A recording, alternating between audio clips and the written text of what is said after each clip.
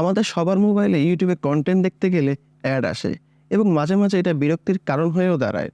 আজকে আমি দেখাবো কিভাবে আপনারা ইউটিউবে কোনো ধরনের অ্যাড ছাড়াই কন্টেন্ট দেখতে পারবেন। প্রথমে আপনি চলে যাবেন প্লে স্টোরে, সেখানে লিখবেন ব্রেভ ব্রাউজার। অ্যাপটি ইনস্টল করে নিতে হবে। এরপর অ্যাপটি ওপেন করবেন। ওপেন করার পরে নিচে দেখবেন 3 ডট আছে, সেটাতে ক্লিক করবেন। সেখান থেকে যেতে হবে সেটিংসে। নিচে গেলে দেখবেন মিডিয়া রয়েছে। মিডিয়াতে যাওয়ার পরে ব্যাকগ্রাউন্ড প্লে আছে, সেটা অন করে নেবেন। তারপর রিলঞ্চ করে নেবেন। অ্যাপটি আবার ওপেন হলে উপরে লিখবেন ইউটিউব, তারপর নিচে 3 ডটে ক্লিক করবেন।